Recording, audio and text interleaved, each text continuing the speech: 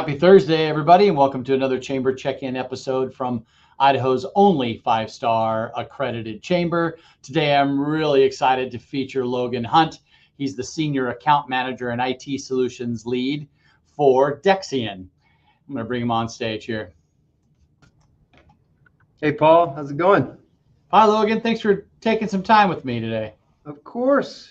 Got nothing better to do. Right. Hey, it's tough being outside right now because it's so awesome. It's gorgeous. That sun is popping out, and something special about having snow in the foothills at Bogus, and then being down in the valley with some sun. It's pretty special right now. Well, this is why I moved here. We'll probably get into it, but yeah, I'm from Texas. So usually when this kind of weather, you see that kind of that color white, that's when it gets chaos ensues. So oh yeah. Oh my gosh. Okay. Yeah. Well, let's start with you, Logan. Tell us a little bit about you, your background, a little bit of history of work, and what your role is with Dexian. Sure. So yeah, I grew up in Texas. We're a proud folk, so we always got to mention that. Like most people, most guys my age, like I grew up playing football. That was religion down there. I was a linebacker. Played that from 7th grade all the way to freshman year in college till I blew out my hip. So I only stuck to a redshirt freshman and never really could take it much farther than that. But found my way to Texas Tech, where I graduated in 2011 and kind of worked, like a lot of people. I didn't really know exactly what I wanted to do coming out of college, but I kind of had a knack for sales. So my first job was at Enterprise Rent-A-Car, of all places. Oh, cool. Yeah. Yeah. So I was washing cars in 105-degree Texas summers in a full suit. So that got rolled real quick. But I did have a good knack for the sales part. So, but yeah, when I hit 30, I was like, I kind of had a young life crisis and realized I need mountains in my life. So I did this, and I basically picked 2 places on the map that I wanted to move to, either Colorado or Washington. Next thing you know, I was in Seattle. Beautiful spot, but spent 6 interesting years there, and moved myself over to Boise about a year and a half or so ago. Wow. Yeah. I know Texas. I lived in Bay City back in the early 80s. And back then, it was actually pretty cool. It was just different. Like you're talking about Texan kind of attitude of pridefulness. Yeah, that's there.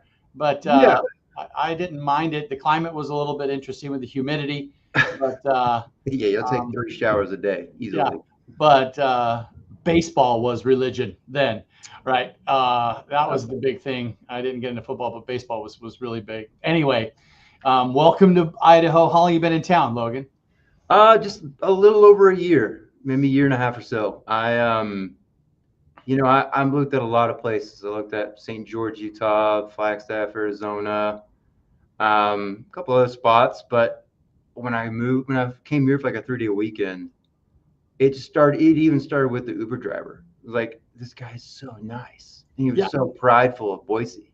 He told us everything about what we were coming across as we went across it on the way to the hotel. I was like, all right, it's a great intro, and realized real quick I wasn't ready to go back to Texas, but Boise offered like the kindness and respect that you get from people in Texas, but it offered the mountains and like a Pacific Northwest vibe.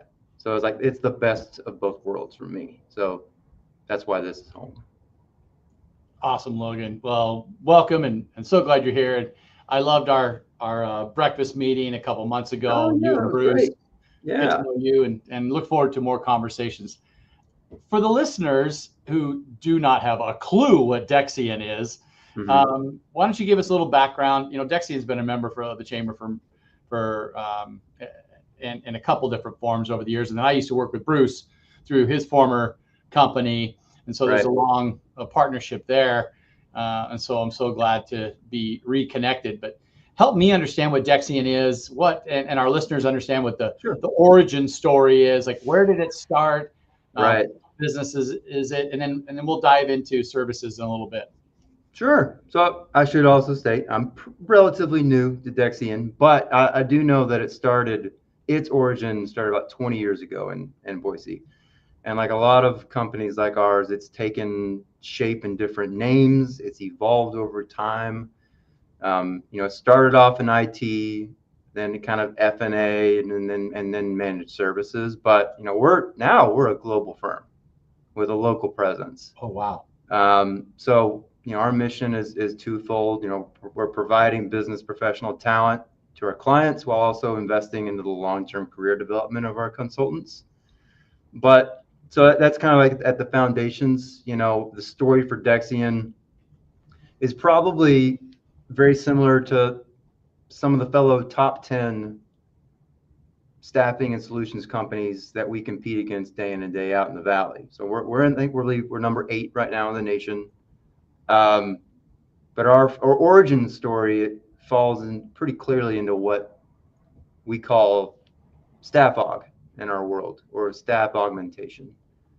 Started as, hey, say Micron or like T-Mobile, for instance, like I need a business analyst and I need them for 8 months. Well, I can't go through, I don't have the budget, and I don't have the time to go through a full 8 to 10 week hiring process, bring them on, into our benefits. I just need them for a short period of time. So that's when they would hire someone like Dexian to go out, gather the requirements, qualify those candidates, do the screening process, do the interviews on our own, come with them gift wrapped to the client, and then they do a shorter term interview process, and they bring them on for a specific need or project for a specific duration of time, and they're working on our W-2. Oh, but they're working for them, the client, while they're there. And that's how it all starts. But as time and business relationships go on and evolve, so it is the needs and challenges of the client. And so it's our job to meet the client where they're at, which is where the solutions and or consulting practice comes into play. There's lots of folks that do what we do, like the Insight Globes of the world, tech systems. We're all playing in the same playground, but we've all got different ways of doing it. But essentially, Dexian knew the pattern of challenges that the clients were facing, and sense that, all right, we've got to evolve. So we acquired consulting practices with the right subject matter expertise and depth of lived experience, and then folded those solutions into Dexian's portfolio of services that then we can go out and offer, allowing that relationship that started with just a business analyst to then understanding what's at the core of the challenge or the problem as to why this body was even needed in the first place. And so that relationships continue to build because we're inherently taking on more risk. We're having a real skin in the game and the success of what we're actually delivering to the client. And that's where Dexian's at now. That's why it's changed names over several times, but every time you start acquiring more and more practices in the business and the portfolio of services, it keeps evolving. The brand has to evolve as well. So that's kind of where we're at now. You mentioned a couple of companies, which makes me think that Dexian is offering staffing for tech companies. Mm-hmm. So why don't you go into some of the verticals that or industries types that you serve, and then let's dive into the services. Let's talk about it. Yeah. Well, I mean, the industries are everything you look at. You're driving down the highway, pretty much almost everything that you see on an advertisement, or if you're on social media, you see an advertisement. Automotive, banking, finance, semiconductor, big ag, oil and gas, energy. We fall into all of those. we excel at solving problems within all of those. Again, because we've acquired all these different practices and we've gotten decades and decades of lived experiences, not all of them positive, most of them are. It gets us to the next round, it gets us to the next client, it gets us to the next RFP. And we keep building and building and building on our own experiences, and we apply that throughout. So as far as like the solutions that we have a myriad of solutions. So like everything, and each solution has like a subset of services within it. So like, you have application development, cybersecurity, AI, machine learning, data analytics, cloud services, among several others. But I do I think there's a couple I've not been in Boise long, but I did move here from Seattle, which is where I saw a lot of things take place. But I can get to that later. But I can see several of our solutions having very big impacts here locally in Boise, if you want to talk about those. Yeah, I mean, obviously IT. Yeah, talent development, right? It's huge. IT is huge, but I think the biggest one that is finally starting to like fall on everyone's minds, not just the people that are leading it, is cybersecurity. That's in the biggest demand, because quite frankly, it's the most terrifying.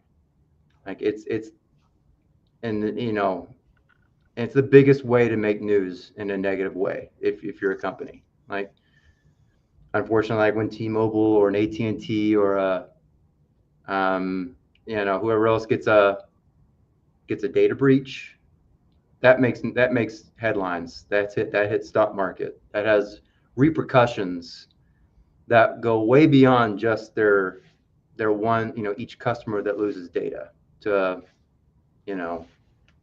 some not so nice people. But cyber attacks are growing more frequent. They're sophisticated. It's becoming more and more difficult to protect assets, especially at scale. And so, like, that's something our firm provides. Like expert guidance on how to protect our organization's data, their systems, their networks, but also like assess the client's current security measures, like identifying their vulnerabilities, recommending solutions to like safeguard against data breaches, malware, phishing. There's a reason, Paul, you get all those emails that are like anti-phishing and all, something to be careful, because a lot of these emails, God, they look like they're coming just from the person who they think are sending it, but it's not. It's just a digital trap. And as soon as you step into that, you're done. Everything that you own, everything that you have access to, everything you have passwords to is now gift wrapped to whoever's on the other end. And they can do that at scale to a company. And so, and it's tough. Like, it's tough for clients to navigate the compliance that they have to have in place, the regulations, the audits. Well, the crazy thing about the other end of those people phishing and malware and the bad guys, they just have to circumnavigate those compliance and regulations. They don't have to mess with any of those. They just work around them. So it's kind of our job to understand the lay of the land and the pitfalls, and seeing where other companies are, where our other clients have made mistakes. We can then apply that even at the local level. Another big one is AI and machine learning. This is probably I think this is a fun one, because it gets a little hairy to navigate the long-term implications of it. Like cognitive automation. Wow. Those are wild words, but it's a big deal, and there's ethics involved for sure. People are probably hearing about that. So you have to navigate the principles, but also think strategically, because I even wrote a LinkedIn post about this a while back. Like, at first we thought it was only it might just take blue collar work, slowly, as you start automating robotics, you start automating the assembly line. Turns out, it can do a lot more than that. It can take a lot of the repetitive work that we do in data entry, or just imagine some of the mind-numbing tasks that you do on a day-to-day basis Right. in our office, and it can take that over too. But we can do really cool things like personalize customer experiences. Like the actual interactions that when you go to a website and you're shopping, or you're trying to find a reference for something, you're researching something, we can dictate that. We can predict customers' future needs. And so we can put in processes that interact with the customer that all of a sudden takes that brand to a totally different level in that customer's frame of mind. We can do custom solutions, but I think I talked to you about this one too, but a bit of a drum roll. This kind of leads into upskilling. So this is my favorite thing that we do, because I've never worked with a company that can do this at scale. Upskilling is technically the investment into an employee at its most intrinsic level. It basically, it fosters loyalty, satisfaction of an employee, especially in a competitive market like Boise, where we've just grown leaps and bounds. I'm part of it in the last 4 years. But it turns out people want to continue to learn. It boosts everyone who's going through it, their sense of confidence, their sense of purpose. It's basically trying to help companies future-proof their tech landscape in an IT, conversation, because it's evolving rapidly, but it helps and ensure teams stay ahead of trends like AI, cloud computing, data science. It's also cost-effective for recruitment and onboarding. It's expensive to bring new people on. You can take that same thought leadership that's been developing within your company for a decade or so and give them a new skill set, and they're going to keep evolving, and next thing you know, they could be VP, in no time. But that's probably my favorite thing that we do in solutions world. Well, you're talking a lot about people being proactive and looking into the future and scaling, right? That's another proactive thought that isn't really in our DNA. Sometimes as humans, we're always reactive. Right. So I love that Dexian's looking at the future and helping your clients be proactive, because that's a lot less expensive than being reactive sometimes. That's for sure. Right. Right. I just want to cover the 4 things here. Obviously, staffing. That's Dexian can help you with that. The IT solutions. You're talking about a lot of those IT solutions. You have government solutions and then talent development. And I don't want to dive into all those, but one of them was interesting to me. And if you can just give me a couple minutes on what enterprise resource planning is, ERP. What does that mean? Enterprise resource planning. Think of it like your body. The ERP is the central nervous system of the company. So, it's integrating all these functions like finance, HR, supply chain, sales. All those are the organs of a company. This ERP is that central nervous system. It's what feeds into all of them. It's what you're integrating all these functions into a single platform, translating into increased efficiency. It's streamlining all these workflows. It's improving the visibility of the company. It's the data, the insights. you know, it's yeah, it's the central nervous system of a company. And like, you know, that's what people don't always correlate them, but like that's what we all use them, whether it's SAP, Workday, Oracle, PeopleSoft. Some people use several different ERP solutions in tandem. So yeah, that's essentially what the ERP is. Okay. I love acronyms, and so I love learning about what they're all about. So, um, Logan, thanks for your time today. Is there anything else that you'd like to educate the public on while we have you? You know, yeah, I mean it's kind of weird. Like I moved again. I've moved. I grew up in a small town of like 8,000 people. I've lived in Seattle, you know, seemingly a couple million, and then I moved to Boise, kind of in the middle of all of it. But when I was in Seattle and I started in this industry, you know, we were working with big tech, Yeah. Amazon, T-Mobile, what have you, like all those enterprises, Boeing, massive companies, massive projects, massive budgets. And I've seen, you know, where I think other competitors may have a hard time applying their way of doing things to a secondary market.